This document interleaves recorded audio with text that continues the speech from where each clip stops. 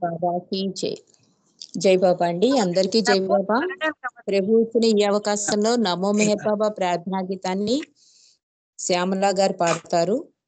హారతికి అరుణ రవీంద్ర గారు రెడీగా ఉండాలి. జై బాబా అండి, శ్యామల గారు. జై బాబమ్మ. అవతార్ మెహర్ బాబాకి జై. అవతార్ మెహర్ బాబాకి జై. ఒక్క నిమిషం.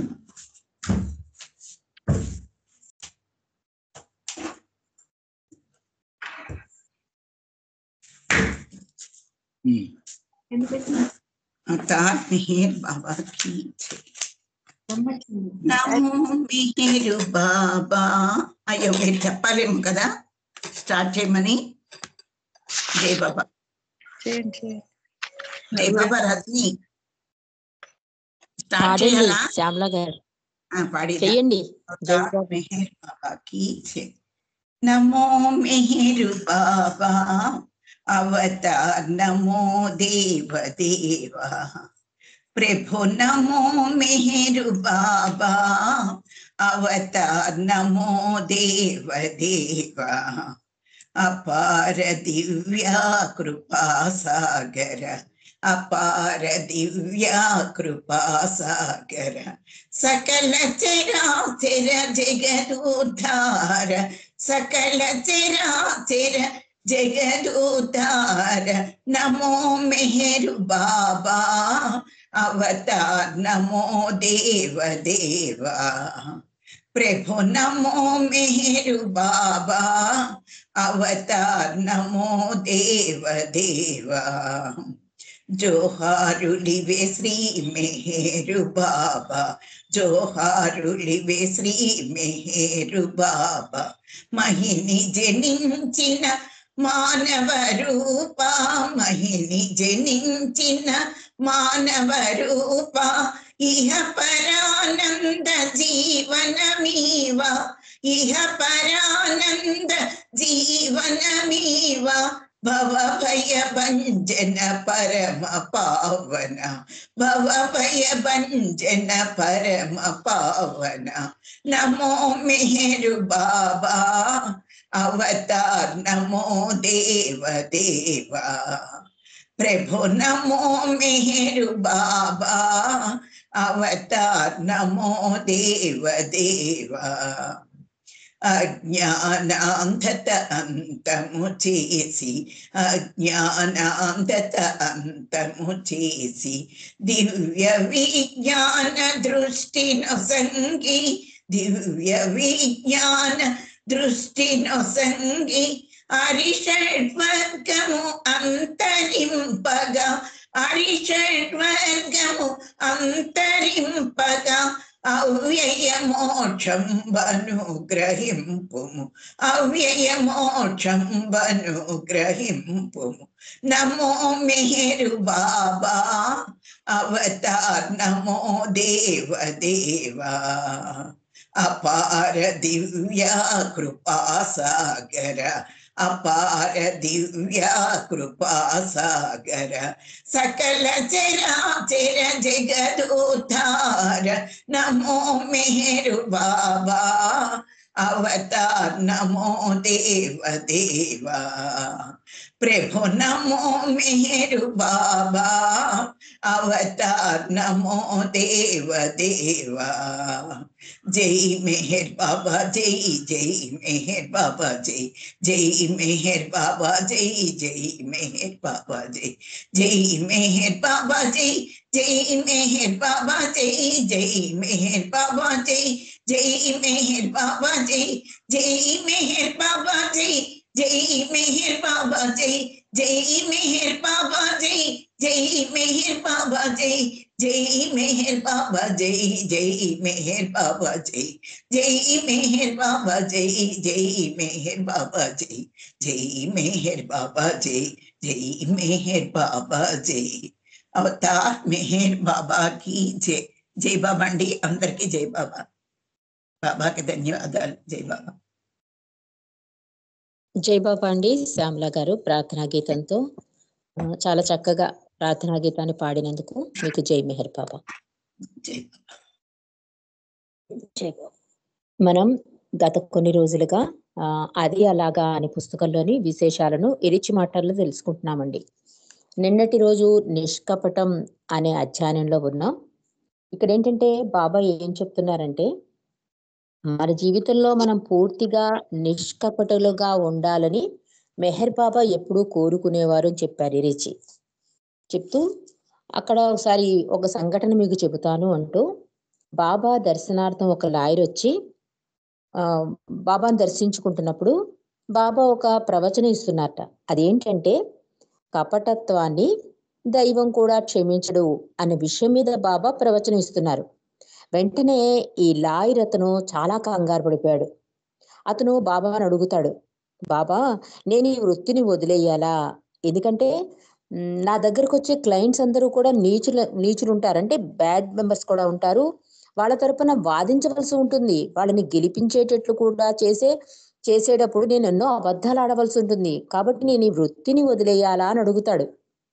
అడిగితే దానికి బాబా సౌజ్ఞల ద్వారా ఏమని చెప్తున్నారంటే, ఒక్కసారి మళ్ళీ నిన్న చదువుకున్నా కూడా మళ్ళీ ఒక్కసారి మనకి అవగాహన కోసం ఇది మళ్ళీ చదువుకుందామండి. బాబా ఏమంటున్నారంటే, నన్ను అనుసరించేందుకు నీవు దేన్ని వదిలేయనక్కర్లేదు అంటున్నారు. నీవున్న చోటనే ఉండి నన్ను ప్రేమించడం మొదలుపెట్టు. నీవేమి చేస్తున్నా, ఎక్కడున్నా, ఎలా ఉన్నా నన్ను ప్రేమించు. ఎందుకంటే ఏ చోటు నుండి, ఏ వృత్తి నుండి, దేని నుండి నన్ను వేరు చేయలేరు. బారిస్టరిగా నీ వృత్తి నీకు నరకమైతే అప్పుడు నీవు నన్ను అక్కడే చూడగలవు. కనుక నీ వృత్తిని కొనసాగించు. నీ క్లయింట్ల తరపున వాదించు. నీ విధి నిర్వర్తించి నీ క్లయింట్లు గెలిచేటట్లు చూడు.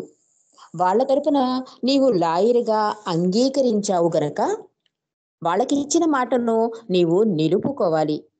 ఈ బాధ్యతని నీవు విస్మరిస్తే అప్పుడు నీవు కపటివవుతావు అంటూ బాబా ఇంకా ఇలా చెప్తున్నారు. న్యాయానికి ఒక లాయర్గా అతనికి అంతగా విశదీకరించవలసిన పని లేదు. తన క్లయింటు తప్పు చేశాడన్న భావం కలిగినప్పుడు అతని తరపున వాదించక్కర్లేదు. ఆ కేసుని తిరస్కరించవచ్చును. ఒకవేళ లాయర్గా ఒక కేసును అంగీకరించినప్పుడు అతడు అబద్ధం చెప్పలేడు, కానీ తన క్లయింట్ తరపున వాదించి తీరాలి. దీన్నే బాబా ఈ లాయర్కి వివరిస్తున్నారు, ఇరిచి చెప్తున్నాడు. అంటే నువ్వు ఎందులో ఉన్నావో అందులో నిజాయితీగా ఉండు. అండ్ ఏమంటున్నారు బాబా, నన్ను అధికాధికంగా ప్రేమించు. నువ్వు ఎక్కడున్నా సరే, ఏ వృత్తి చేసినా సరే నన్ను మాత్రం ప్రేమించడం మరిచిపోకు అంటూ నీ విధి నిర్వర్తించు. ఒక లాయర్గా నీ విధి ఏంటి? ఒక క్లయింట్ని గెలిపించడం అన్నది నీ విధి. దాన్ని విస్మరిస్తే కనుక నువ్వు కపటి అవుతావు అంటున్నారు. ఒక కేసు ఒప్పుకున్నాక ఆ కేసుని అన్ని సత్యాలు క్లయింట్ చెప్పేస్తాడు. కానీ నువ్వు అబద్ధంగా కేసు వాదించినా కూడా క్లయింట్కి న్యాయం చేయాలి అని నిజాయితీగా ప్రయత్నిస్తావు చూడు, అది అసలైన సత్యం. దాంట్లో కపటత్వం ఉండదు. కాబట్టి నువ్వు ఎక్కడున్నా, ఏం చేస్తున్నా నిజాయితీగా ఉండు, నన్ను ప్రేమించు అని చెప్తున్నారు. కాబట్టి న్యాయానికి ఒక లాయర్గా అతనికి అంతగా విశదీకరించవలసిన పని లేదు బాబాకి. కానీ తన క్లయింట్ తప్పు చేశాడన్న భావం కలిగినప్పుడు అతని తరపున వాదించక్కర్లేదు. అంటే ఆ క్లయింట్ కనుక తప్పు చేశాడు అని ముందే తెలిసిందనుకోండి, తెలిస్తే కనుక కేసును తీసుకోకర్లే. ఒకవేళ తెలిసి తీసుకున్నాడు అనుకోండి, ఇంకా న్యాయం చేయవలసిందే అనమాట. తెలిసి తీసుకుని ఆ తర్వాత అతను అన్యాయం చేశాడని తెలిసి అతనికి ఆపోజిట్ గా వాదిస్తే అది కపటత్వం అవుతుంది. బాబా చెప్పేది అది. ఆ కేసుని తిరస్కరించవచ్చు, ముందే కట్ చేసేయచ్చు.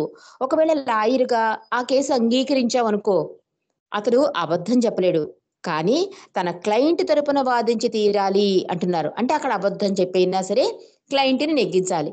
దీన్నే బాబా ఈ లాయర్కి వివరిస్తున్నారు. అతనికి కొన్ని బాధ్యతలు, విధులు ఉన్నాయని, వాటి నిర్వహణలో తనని ఎవరైతే ఎంచుకున్నారో వాళ్ళను కాపాడేందుకు సహాయపడాలని వివరించారు. ఎప్పుడైతే నువ్వు మనస్ఫూర్తిగా ఆ కేసును అంగీకరించావో దానికి న్యాయం చేయవలసిందే. వాడు అబద్ధమాడినా, వాడు తప్పు చేసినా కూడా వాడి తరపునే నువ్వు వాదించడం అన్నది న్యాయం. అక్కడ ఇంకా కపటత్వానికి చోటు లేదు అంటున్నారు బాబా. ఇది నాకు మహమ్మద్ ప్రవక్త రోజులో జరిగిన కథ గుర్తుకు తెచ్చింది. దాని గురించి మీకు ఆ కథను మీకు ఈరోజు చెప్తాను అంటున్నారు ఇరిచి. తన ప్రేమికుల మధ్య మహమ్మద్ ప్రవక్త దాని గురించి మాట్లాడుతూ కూర్చున్నారు. అంతలో ఒక యువకుడు వచ్చి మహమ్మద్ ప్రవక్తకు తన భక్తి ప్రపత్తులు సమర్పించుకున్నాడు. ఆ యువకుడు మహమ్మద్ ప్రవక్త అతన్ని ఆశీర్వదించి తన ప్రసంగాన్ని అంతకు ముందులాగానే కొనసాగించాడు. కానీ ఈ యువకుడు వెళ్ళిపోలేదు, అక్కడే నిలబడి ఉన్నాడు. దానితో మహమ్మద్ ప్రవక్త యువకుని వైపు తిరిగి, అవును, నీవు నన్నింకేమైనా కోరదలిచావా? నీవు నన్నేదో అడగదలిచినట్టున్నావు అన్నాడు మహమ్మద్ ప్రవక్త.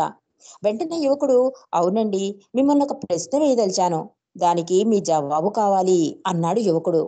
అడగదలిచింది ఏదో అడుగు అన్నాడు మహమ్మద్ ప్రవక్త.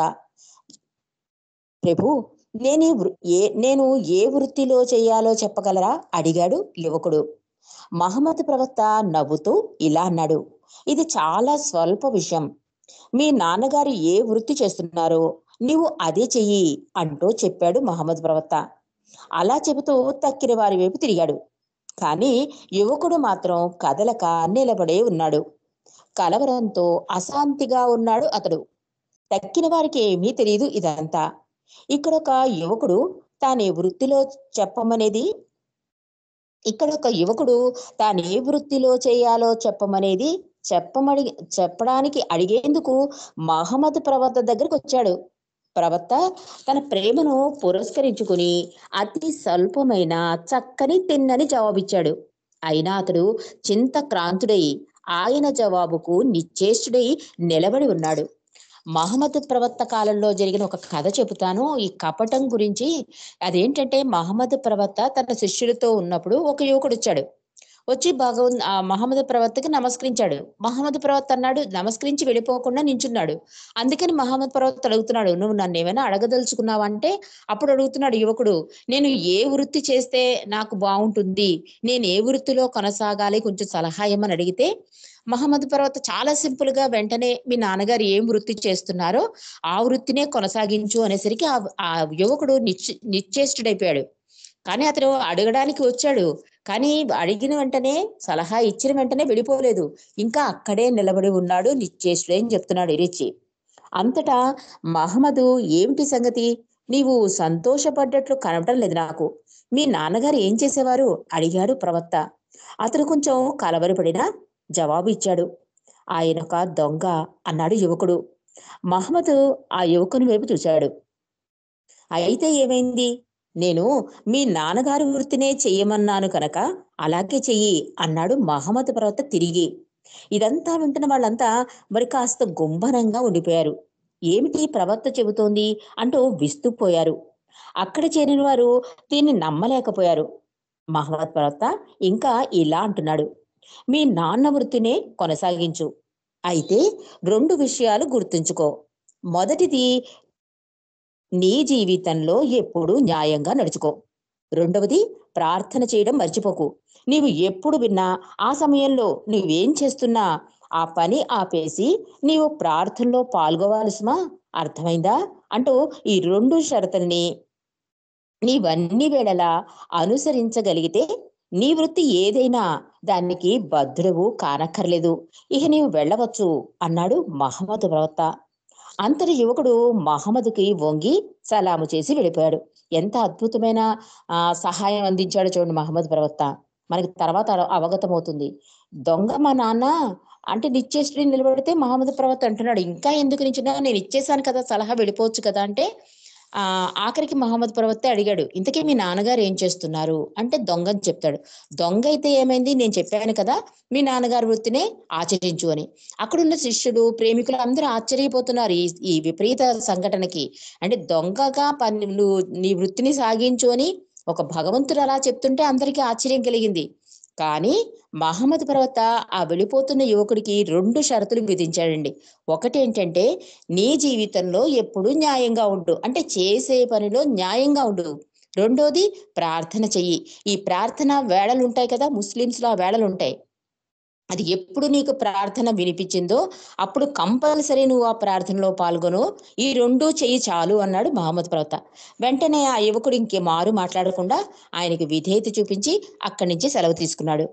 తన ఇంటికి పోతూ దారిలో బాగా ధనవంతులుండే ప్రాంతం గుండా దారి తీశాడు ఆ యువకుడు. మెల్లగా నడుచుకుంటూ ప్రతి ఇల్లు పరిశీలిస్తూ దొంగతనానికి కనువేని రీతిలో జాగ్రత్తగా గమనిస్తూ ఏ ఇల్లు తను దోచుకునేందుకు అనువుగా ఉంటుందో, ఎంతవరకు దానిని తాను నిర్వహించగలడో ఆలోచించుకుంటున్నాడు ఆ యువకుడు. మొదట్లో ఈ యువకుడు ఒక దొంగ. ప్రవక్త పిలుపు విని చలించిన వాడై సక్రమ జీవితం గడపాలని నిశ్చయించుకున్నాడు. అతనికి మరే వృత్తి చేత కానందున దొంగతనాలు మానేయడంతో త్వరలోనే డబ్బు లేనివాడయ్యాడు ఈ యువకుడు. క్రమంగా పస్తులుండవలసి వచ్చింది అతనికి. ఈ కారణం చేతనే మహమ్మదుని కలిసి తను బ్రతికేందుకు ఏ వృత్తి చేయవచ్చని ప్రశ్నించాడు. అయితే ఇప్పుడు మళ్ళీ దొంగగా తన చోర వృత్తినే చేయమన్నందున దారిలో నడుచుకుంటూ ప్రతి ఇల్లు పరిశీలనగా చూస్తూ చివరికి ఒక అనువైన ఇల్లు కనుగొన్నాడు ఆ యువకుడు. అసలు కథ ఏంటంటే, అసలు వృత్తిరీత్యా నా తండ్రి వృత్తినే చేస్తున్నాడు దొంగగా. కానీ మహమ్మద్ ప్రవక్త యొక్క ప్రవచనాలు విన్నాక అతనిలో మార్పు కలిగింది. దొంగతనం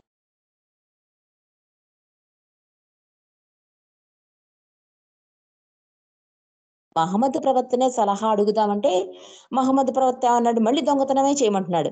కాబట్టి దొంగగా అతనికి అలవాటైన వృత్తి కనుక ఆ దొంగతనం చేయడానికి ఏ ఇల్లు అనువుగా ఉంటుందో ఆ ఇళ్ళనన్నీ చెక్ చేసుకుంటున్నాడు. అంటే ఏ ఇల్లు అనువుగా ఉంటుంది తను దోచడానికి ఆ రాత్రి అని ఆ ఇల్లులన్నీ పరిశీలిస్తున్నాడు ఆ యువకుడు. ఆ రాత్రి ఆ ఇంటికి వచ్చి, అంటే ఒక ఇల్లుని ఎంచుకుంటాడు. ఆ రాత్రి ఆ ఇంటికి వచ్చి ఒక తాడికి చివర కొండి బిగించి పై కప్పు పిట్టగోడపై పడే విధంగా విసిరాడు ఆ యువకుడు. ఆ కొండి ఆ పెట్టగోడను పట్టుకుంది. దొంగ మెల్లగా తాడు సాయంతో కప్పుపైకి ఎక్కాడు. ఎక్కి నిలబడ్డాడు. ధనవంతులకి తమ డబ్బుని వంటిట్లో దాచే అలవాటు ఉంటుందని తనకి తెలుసు, అంటే దొంగకి తెలుసు. ఎప్పుడైతే ఒక ఇల్లు నిశ్చయించుకున్నాడో ఆ రాత్రి ఆ ఇంటికి వచ్చాడు. తాడికి ఒక కొక్కెం ఉంటుంది కదా, ఆ కొక్కెం లాంటిది విసిరితే ఏమైంది, అది వెళ్ళి ఏమైంది, ఆ గోడను పట్టుకుంది.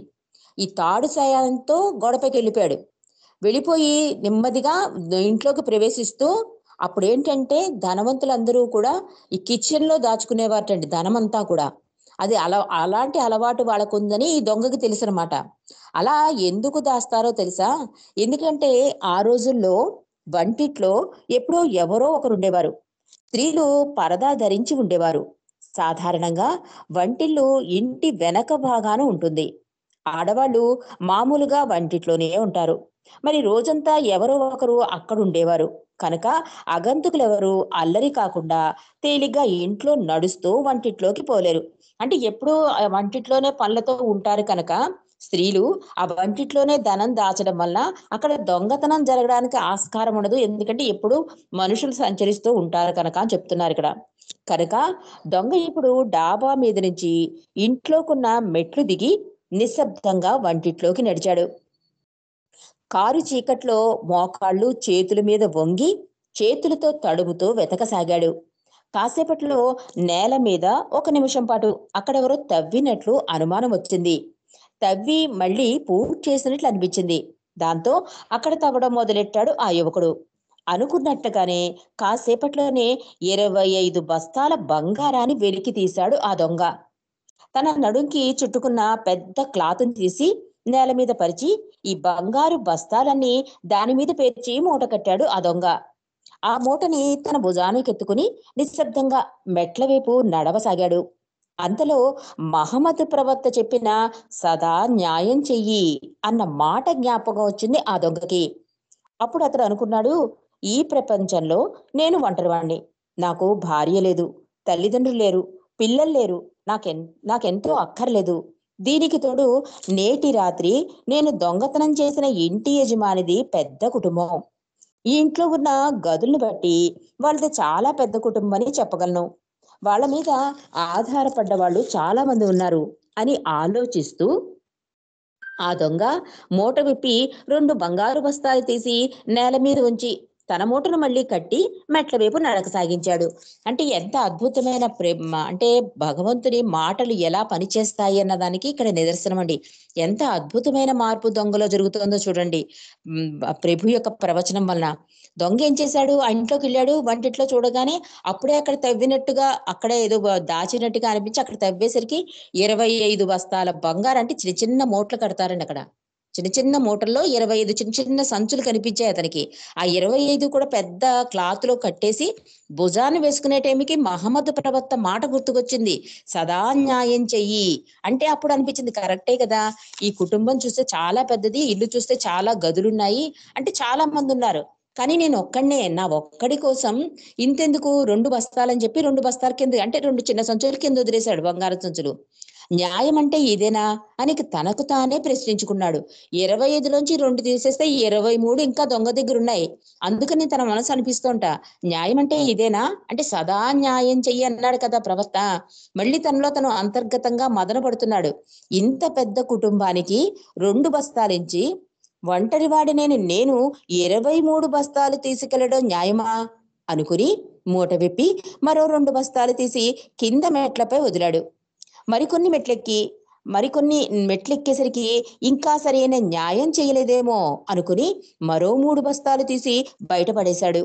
ఇప్పుడు నేను 7 బస్తాలు పడేశాను అనుకున్నాడు. కుటుంబం ఆకలితో అలమటించకుండా గడిపేందుకు ఇది సరిపోతుంది.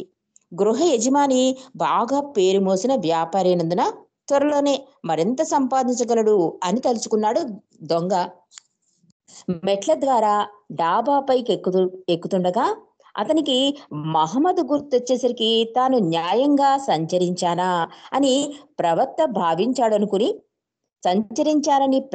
భావించాడనుకుని మరో 3 బస్తాలు బయటపడేశాడు. అంటే అతనిలో ఇంకా ఆ ప్రవచనం యొక్క మహిమ వర్క్ చేస్తోందండి. ముందేం చేశాడు, 2 పడేశాడు. తర్వాత అనుకున్నాడు, ఇంత పెద్ద ఫ్యామిలీకి ఏం సరిపోతుంది, నేను సరిగ్గా న్యాయం చేయటం లేదేమో అని చెప్పి మరో 3, మరో 2 అలా మొత్తం 7 బస్తాల కింద వదిలేశాడు. చిన్న చిన్న సంచులు, బంగారు సంచులు. ఆఖరికి మెట్లు దిగి పైకి డాబా మీదకి వచ్చేసరికి మహమ్మద్ ప్రవక్త మాట మళ్ళీ గుర్తుకొచ్చింది. నిజంగా తాను న్యాయంగా సంచరించానా అనుకున్నాడు. మరో 3 బస్తాలు అంటే 3 సంచులు కింద వదిలేశాడు. తనలో తానిలా అనుకున్నాడు, ఈ రాత్రి తాను దొంగిలించిన దారితో సహా మళ్ళీ చాలా కాలం వరకు దొంగతనం చేయకుండా గడపవచ్చు. అందువల్ల ప్రజలు నా చేత దొంగిలించబడకుండా లబ్ధి పొందుతున్నారు అనుకున్నాడు. అంటే ఒక 20 బస్తాలు అతని దగ్గర ఉన్నాయి కనుక ఒక రకంగా మంచిదే, న్యాయమే చేస్తున్నాను నేను. ఈ దొంగతనం వల్ల లైఫ్ లాంగ్ నేను ఇంక దొంగతనం చేయక్కర్లే, దీనివల్ల ప్రజలు నా చేత రక్షింపబడుతున్నారు అనే భావన కలిగింట. మరో రకంగా చూచినా అతనికి మరో గత్యంతరం లేదు. సగానికంటే ఎక్కువగానే గృహస్థుకి సంబంధించిన సంపద కొల్లగొట్టితే ధర్మమా అని చింతించి మరికొన్ని బంగారు బస్తాలు తీసి వదిలేశాడు. మళ్ళీ అనుకున్నాడు, ఎంత మదన అంతర్గతంగా వర్క్ జరుగుతుందంటారు చూడండి బాబా, అలా ఈ దొంగలో మార్పు నెమ్మదిగా ఒక్కసారి వచ్చేదండి. ఏ మార్పు కూడా నెమ్మదిగా. అందుకే బాబా అంటారు, నీ ప్రయత్నం నువ్వు చెయ్యి అని. అతను పాప మనసులో ఈ ప్రయత్నం చేస్తున్నాడు ఆ దొంగతనం అనే పని నుంచి విముక్తి పొందడానికి. కానీ అవసరం అలా అయింది. మహమ్మద్ ప్రవక్త కూడా అదే చెప్పాడు.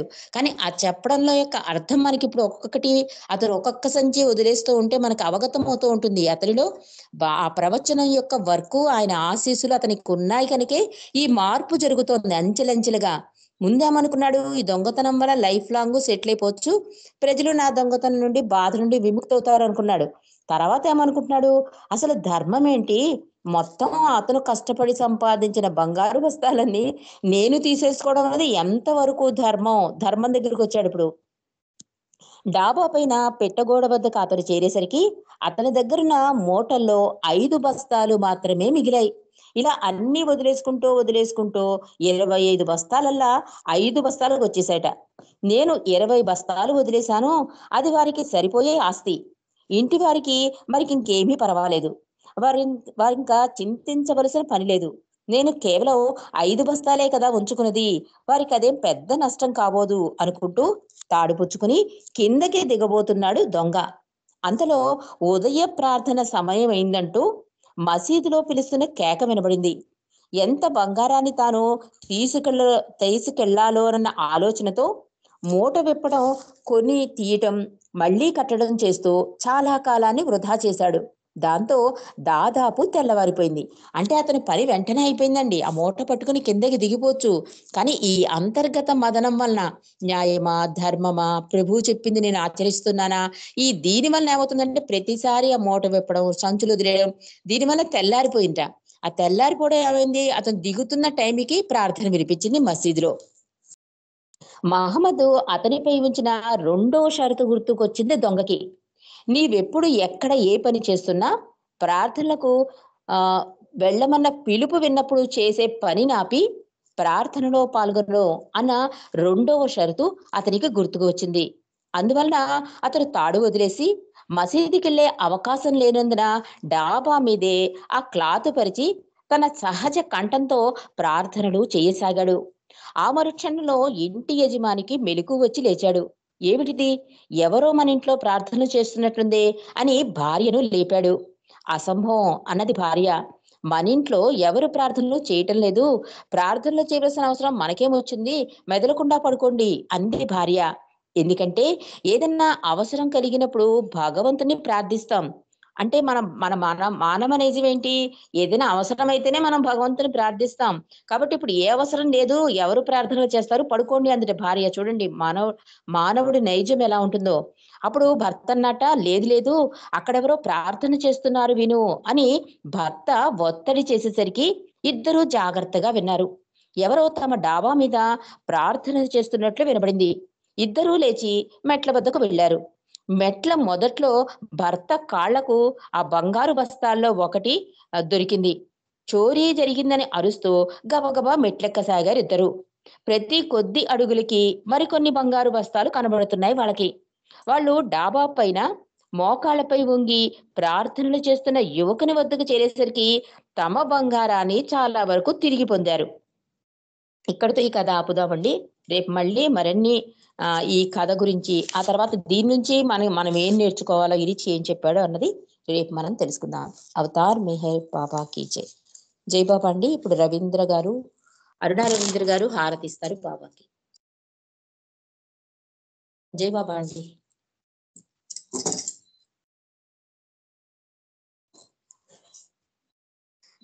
జై బాబా.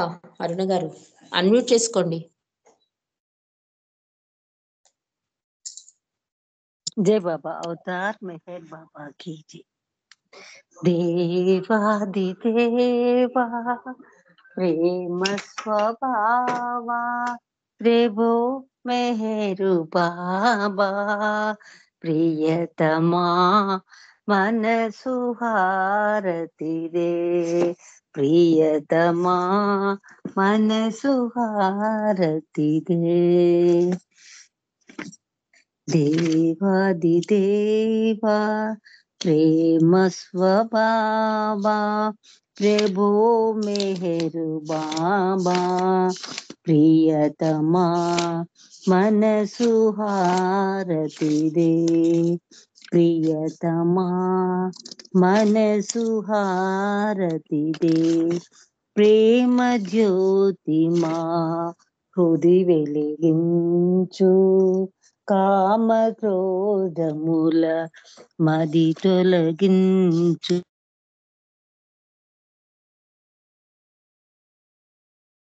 మను వేడక నిన్ను ప్రేమింతు మము కరుణించగయా ప్రియతమా మనసు హారతిదే నీ దివ్య నామమే మదిని స్మరింతు నీ దివ్య రూపమే హృది తిలకింతు నీ దివ్య పదములే ఆరాధింతు మము కరుణించగయా ప్రియతమా మనసు హారతిదే దేవాదిదేవా ప్రేమ స్వభావా ప్రభో మెహరు బాబా ప్రియతమా మనసు హారతిదే ప్రియతమా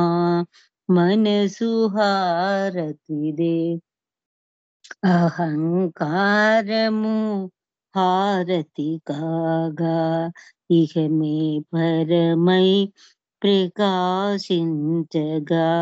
పాహి శరణు సాయుధ్యము పొందగా పాహి శరణు సాయుధ్యము పొందగా మము కరుణించవయా ప్రియతమా మనసు హారతి దే ప్రియతమా మనసు హారతి దే దేవాది దేవా ప్రేమ స్వభావా ప్రభు మెహరు బాబా ప్రియతమా మనసు హారతి దే ప్రియతమా మనసు హారతి దే. ధన్యవాదాలు మెహర్ ప్రీతమ్మ. అందరికీ జై బాబా. మెహర్ డియర్ గారు మీకు జై. అవతార్ మెహర్ బాబా की जय. చల్లని మా స్వామి తెలవీయవయ్యా చల్లని మా స్వామి తెలవీయవయ్యా నీ సేవకై మేము మరలవచెదమయ్యా చల్లని మా స్వామి తెలవీయవయ్యా నీ సేవకై మేము మరలవచెదమయ్యా మెహరునామమే నిత్యం కీర్తించులాగు మెహరునామమే నిత్యం కీర్తించులాగు ఎల్లవేళల నిన్ను స్మరించులాగు ఎల్లవేళల నిన్ను స్మరించులాగు చల్లని మా స్వామి సెలవీయవయ్యా నీ సేవకై మరలవచెదమయ్యా నీ సేవలో మేము తరించులాగు నీ సేవలో మేము తరించులాగు ప్రేమతో దీవించి సెలవీయవయ్యా ప్రేమతో దీవించి సెలవీయవయ్యా సెలవీయవయ్యా సెలవీయవయ్యా సెలవీయవయ్యా అవతార్ మెహర్ బాబాకి జై. అందరికి జై బాబా. జై బాబా రజని. Thank you. జై బాబా.